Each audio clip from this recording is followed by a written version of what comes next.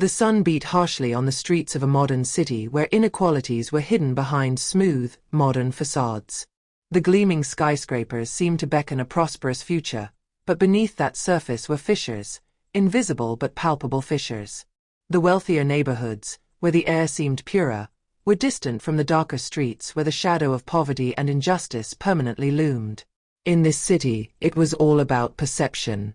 Those who allowed themselves to cross these invisible walls were often looked at with suspicion, judged by their appearance, their skin color, or their social status.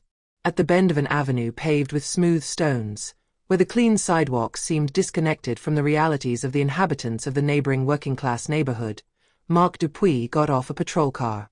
He stretched, as if he had just accomplished a feat, and adjusted his impeccably ironed uniform, whose insignia shone in the afternoon sun. At 38, Marc was a respected police officer, but for reasons very different from those that should be the basis for respect. His reputation in this neighborhood was built on intimidation, on ruthless working methods, based not on justice but on an idea of order that he had formed in his mind in a distorted way.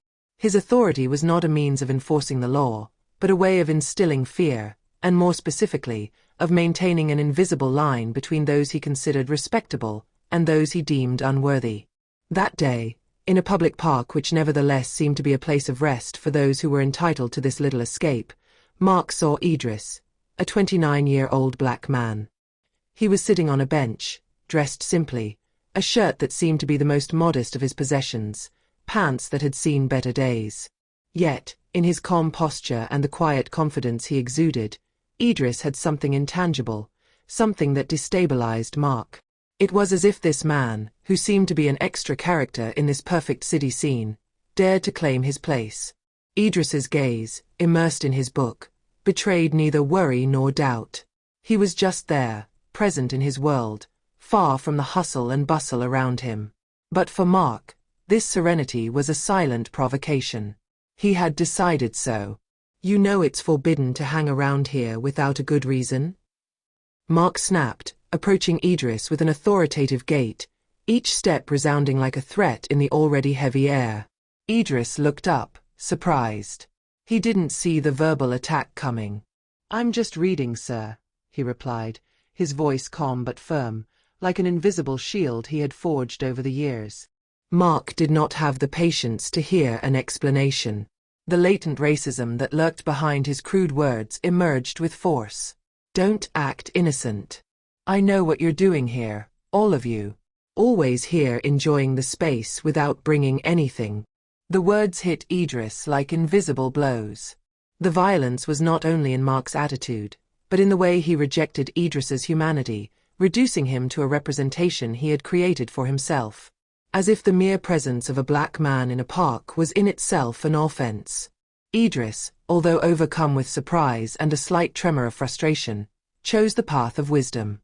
"I didn't do anything wrong. I'm not here to cause trouble," he said, without raising his voice or responding to the provocation.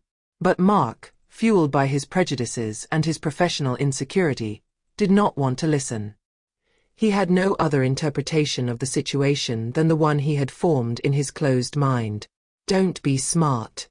Are you the one who thinks you can sit there, peacefully, thinking that the city is yours?" Marc crosses an invisible line. In a brutal gesture, he grabbed Idris' arm with disproportionate violence, as if he wanted to demonstrate his authority, a gesture that seemed to be more an assertion of power than a legitimate action. "Come with me to the police station," he ordered, as if Idris was something he could move at will. The control, which should have been simple, turned into a confrontation. Marc's attitude, so arrogant and self-confident, left no room for error. The witnesses around murmured to each other, some already filming the scene, but the fear of authority paralyzed them.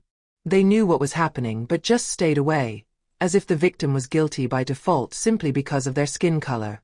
Idris tried to free himself, to gain respect, but Marc's grip was like a trap closing on him. "Are you rebelling now?" Marc growled, his face red with anger, sweat beading on his forehead. His emotion was obvious, a mixture of fear and hatred, a hatred he couldn't even name, but which poured out on Idris. "Do you think you're going to get away with this?" Idris, in shock from the attack, felt helpless. He was far from giving in, but he knew he had to stay calm to avoid making the situation worse. His hands tensed up instinctively, trying to push Mark away, but his gesture was misinterpreted. In a flash of gratuitous violence, Mark punched him in the chest, knocking his book to the ground. The dull sound of the falling book broke the silence of the park. The murmurs around turned into frantic whispers, but the scene continued to be observed by silent spectators. The violence seemed justified in the eyes of Mark, who reveled in the power he wielded. "I'm going to make you pay for your insolence," Mark murmured, glancing at the crowd, as if to convince them that he was right. He felt superior, as if anything was permitted, that the entire scene belonged to him. But this public humiliation that Idris suffered was not just an isolated moment. It would resonate well beyond this moment. It was an act of symbolic violence, an act whose repercussions would reverberate throughout society, on the witnesses and on Mark himself. Mark's brutality was not limited to the arrest. It was the look of superiority that he had on Idris, this condescending and uncompromising look, a look that he thought was legitimate, that of a police officer facing a man he considered inferior.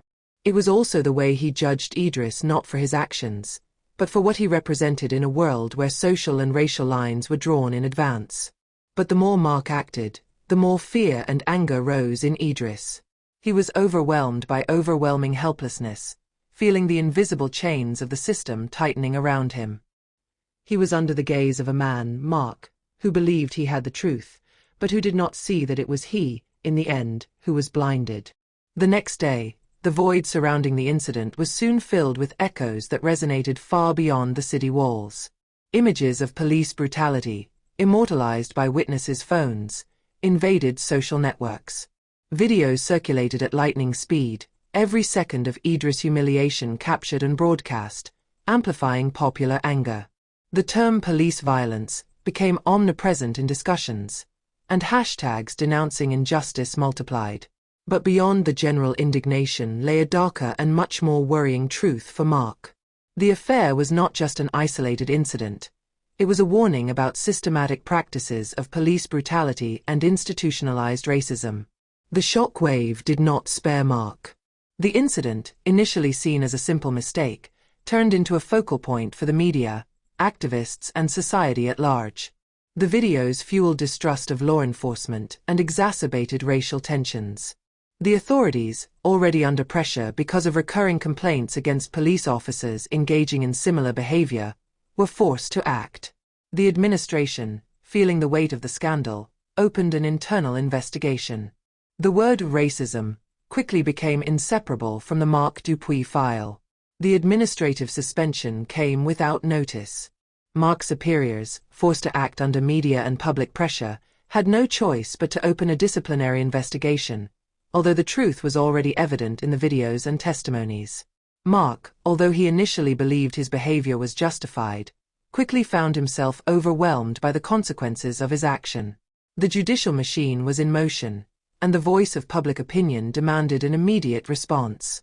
What he didn't anticipate was the scrutiny of his past.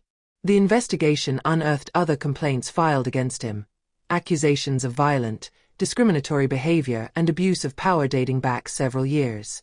The witnesses and videos were overwhelming. Little by little, Mark's image dissolved under the weight of the truth. He was not only a violent police officer, but also a product of a larger system of racism and abuse of power. A few months later, Mark Dupuis had become a household name, but not in the way he had imagined.